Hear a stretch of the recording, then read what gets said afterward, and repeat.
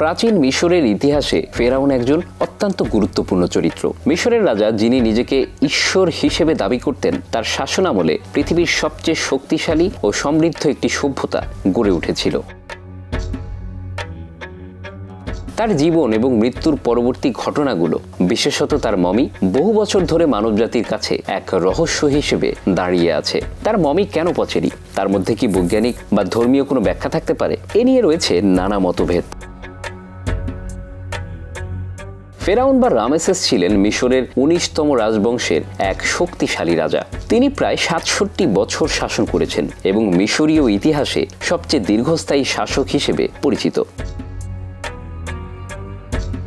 ফেরাউন তার ক্ষমতার শিখরে পৌঁছেছিলেন তিনি নিজের অজেয় শক্তি এবং অতুলনীয় সামরিক কৌশলের জন্য খ্যাতি অর্জন করেছিলেন। কিন্তু তার জীবন ছিল এক গরিমাময় এবং বৈরী বাস্তবতার মিশ্রণ, বিশেষত তার নৃশংস আচরণ। মিশরে ফেরাউনদের মৃতদেহ মমি করা একটি দীর্ঘ প্রক্রিয়া ছিল। মিশরের ধর্মীয় বিশ্বাস অনুসারে মমিফিকেশন ছিল পরকালে মৃতের আত্মার স্থায়িত্ব নিশ্চিত করার জন্য। ফেরাউনের মমি, যা আজও অক্ষত রয়েছে, একটি বৈজ্ঞানিক রহস্য। হাজার বছর ধরে পৃথিবী থেকে হারিয়ে যাওয়া প্রাচীন সভ্যতার এই নিদর্শনটি কখনো পচেনি বা নষ্ট হয়নি। তার মমি অক্ষত থাকার পেছনে কিছু বিজ্ঞানসম্মত কারণ রয়েছে। মিশরের মমি প্রক্রিয়া ছিল অত্যন্ত উন্নত। মৃতদেহ থেকে সমস্ত তরল বের করা হতো এবং তাকে শুকনো ও রেজিন দিয়ে আচ্ছাদিত করা হতো। এভাবে মৃতদেহের পচন প্রক্রিয়া ধীর হয়ে যেত।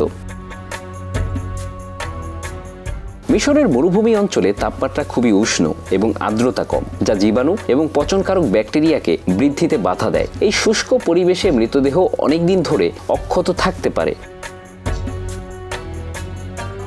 মমির দেহে ব্যবহৃত রজন, তামা এবং অন্যান্য খনিজ উপাদানও পচন থেকে রক্ষা করতে সহায়ক ছিল।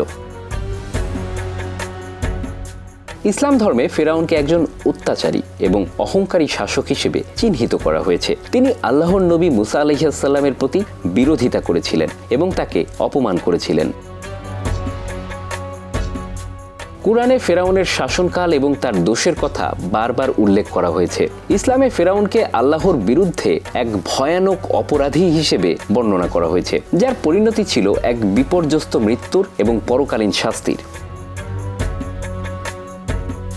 ইসলামে ফেরাউনের মমি থাকার বিষয়টি একটি আল্লাহর প্রকাশ্য নিদর্শন হিসেবে দেখা যেতে পারে। কুরআনে আল্লাহ বলেছেন যে ফেরাউনকে তার শাস্তি দেওয়া হয়েছিল এবং তার মৃতদেহটি বেঁচে থাকবে, যেন এটি পরবর্তী প্রজন্মের জন্য একটি শিক্ষার উপকরণ হয়। ফেরাউনের মৃতদেহের অক্ষয়তা আল্লাহর পক্ষ থেকে তার অপরাধের প্রকাশ এবং তার শাস্তির নিদর্শন হিসেবে ব্যাখ্যা করা যেতে পারে। এটি মানুষকে সতর্ক করে যে আল্লাহ কখনোই অন্যায়কারীকে ছেড়ে দেন না এবং তার বিচার চিরকালীন। ফেরাউনের মমি ৩৩০০ বছর পরেও অক্ষত রয়েছে, যা বিজ্ঞান এবং ধর্মের দৃষ্টিকোণ থেকে মানুষের কাছে এক বড় শিক্ষা। বৈজ্ঞানিকভাবে এটি প্রমাণিত যে মমিফিকেশন প্রক্রিয়া এবং পরিবেশের প্রভাব কতটা কার্যকর হতে পারে। অন্যদিকে ইসলামের দৃষ্টিকোণ থেকে ফেরাউনের মমি মানুষের জন্য একটি দৃষ্টান্ত, যা শিখিয়ে দেয় যে আল্লাহর আইন এবং বিচার চিরকালীন এবং অবশ্যম্ভাবী। ফেরাউনের মতো অত্যাচারী শাসকদের শাস্তি নিঃসন্দেহে আসবে এবং তারা শেষ পর্যন্ত আল্লাহর সম্মুখে হিসেব দিতে বাধ্য হবে। Bangla affairs news desk.